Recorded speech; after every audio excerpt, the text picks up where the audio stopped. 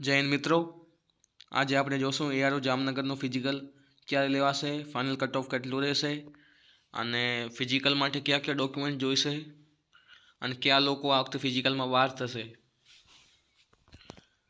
મિત્રો સૌપ્રથમ આપણે વાત કરશું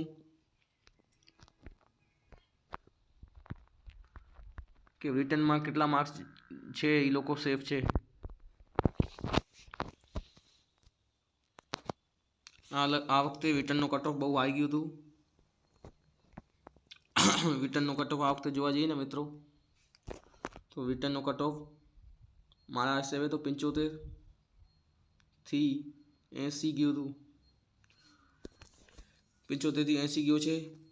જે લોકોના 85 એટલે કે 82 થી 85 માર્ક્સ થતા હોય છે એ લોકો આ વખતે એઆરઓ જામનગરમાં સેફ છે. ફાઇનલ કટ ઓફમાં પણ એ લોકોના વારો આવી શકે.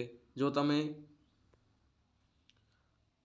બીજી ગલી મારો એટલે કે સેકન્ડ ગલી મારો તો તમે આ વખતે સેફ છો મિત્રો. હવે વાત કરશું કે કયા લોકોને ચિંતાની જરૂર છે. મિત્રો જે લોકોના 80 થી નીચે માર્ક્સ થાય છે એ લોકો આ વખતે ડાઉટમાં છે, કારણ કે આ વખતે ફિઝિકલની કટ ઓફ તમે જો મિત્રો બહુ વધારે ગઈ છે. રિટર્નમાં બહુ ઓછા લોકો પાસે ત્યાં છે, એટલે કે આર્મી જીડીમાં ટોટલ 2300 વિદ્યાર્થીઓ પાસ થયા છે.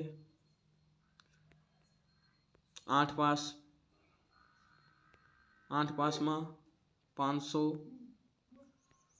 થી 400 મિત્રો. એટલે જે લોકોના 80 અથવા 80 થી ઓછા માર્ક્સ થાય છે એ લોકો પર થોડો ડાઉટ છે ફાઇનલમાં આવવાનો. પણ જે લોકોના 85 એટલે કે 85 અને 90 હોય એ લોકો સેફ છે. અને જે લોકોના એટલે મિત્રો તમને માર્ક્સ તો ખબર નહીં જ પડે, પણ તમને ઘરે આવીને તમે પેપર સોલ્વ કર્યો હશે એટલે તમને અંદાજો તો લાગી જ ગયો હશે તમારા લેખિતમાં કેટલા માર્ક્સ છે. મિત્રો મારા હિસાબે બધા પહેલાં ફર્સ્ટ ગલીની ટ્રાય કરજો. ફર્સ્ટ એટલે કે એક્સેલન્ટની ટ્રાય કરજો. અને સેકન્ડ રો વાળા પણ આ વખતે મિત્રો સેફ છે.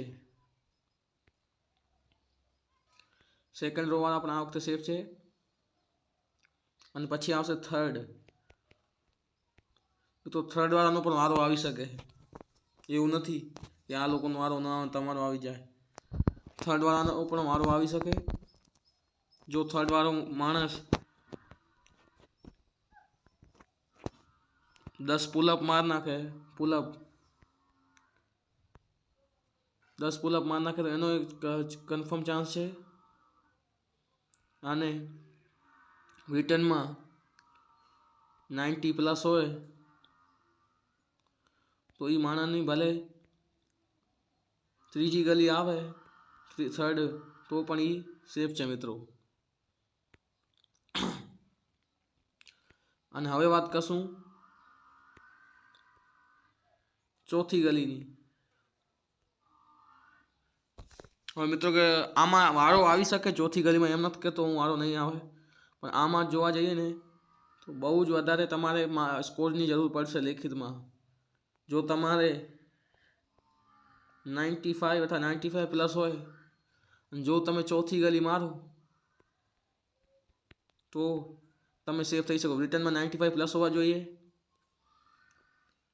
અને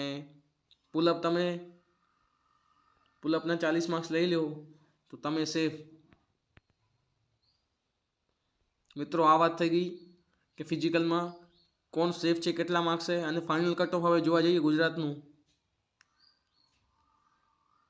તો ગુજરાતનું આ વખતે ફાઇનલ કટ ઓફ સૌથી વધારે એટલે કે બધી ભરતીઓ કરતાં સૌથી વધારે રહેવાનો ચાન્સ છે. એટલે કે ગુજરાતનું ફાઇનલ કટ ઓફ 150 થી 160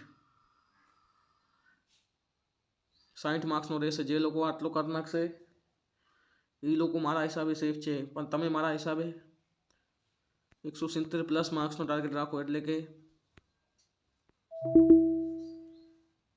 સેકન્ડ ગલી એટલે સેકન્ડ રોનો ચાન્સ રાખો તમે, તો સેફ રહેશો.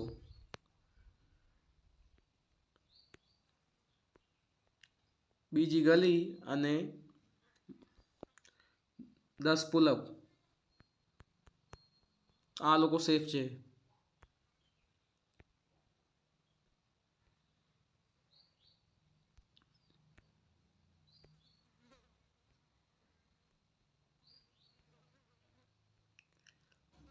હવે મિત્રો વાત કરશું ફિઝિકલ ક્યાં લેવાશે.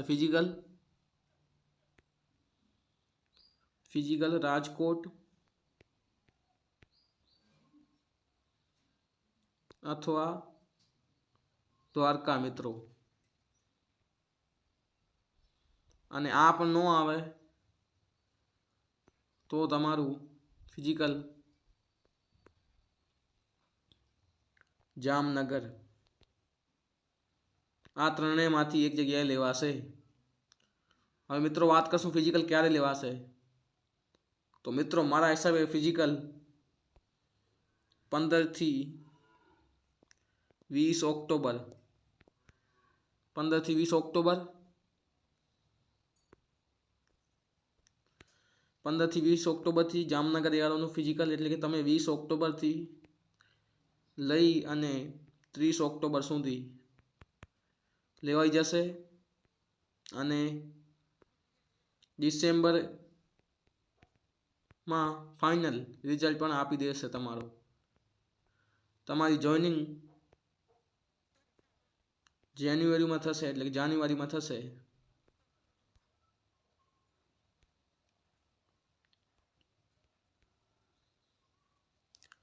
ફાઇનલ કટ ઓફનું મિત્રો આપણે જાણ્યું, જામનગરનો ફિઝિકલ ક્યારે લેવાશે એ જોયું. આ લોકો ફિઝિકલમાં બહાર કરવામાં આવશે, એટલે કે જે લોકોના માર્ક્સ ઓછા છે, ડોક્યુમેન્ટમાં ક્યાંક વાંધો આવશે. હવે મિત્રો આપણે વાત કરશું ક્યાં ક્યાં ડોક્યુમેન્ટ જોઈશે. ડોક્યુમેન્ટમાં ડોમિસાઇલ મિત્રો, તમારે ડોક્યુમેન્ટમાં એક તો ડોમિસાઇલની જરૂર પડશે. જે લોકોનો ડોમિસાઇલ નહીં હોય એને ટાઈમ આપશે 15 થી 20 દિવસનો ડોમિસાઇલ, તો નહીં હાજર થાય એ લોકોને બાદ કરવામાં આવશે. ડોમિસાઇલ કમ્પલસરી છે મિત્રો. અને નામ તમારું નેમ સરખો હોવો જોઈએ, નેમમાં મિસ્ટેક ન હોવું જોઈએ.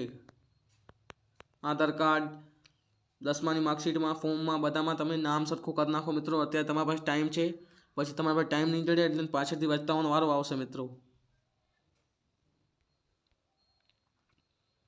આ ડોક્યુમેન્ટ એટલે ડોમિસાઇલ, આધાર કાર્ડ, 10માની માર્કશીટ અને સર્ટિફિકેટ, અને 12માની માર્કશીટ અને સર્ટિફિકેટ. મિત્રો તમને મેં વાત કરી દીધી છે, આ જોઈશે બધું તમને એક્સપ્લેન કરી નાખ્યું છે. કેટલા માર્ક્સે કટ ઓફ જશે ને ફિઝિકલ ક્યાં લેવાશે અને ફિઝિકલ ક્યારે લેવાશે. મિત્રો ફિઝિકલ માટે અત્યારથી લાગી જાઓ, ફૂલ દોડવાની તૈયારી ચાલુ કરી નાખો. ન હોય તો કોઈ એકેડમીમાં જોડાઈ જાઓ, પણ ફિઝિકલની તૈયારી કરો. જય હિન્દ.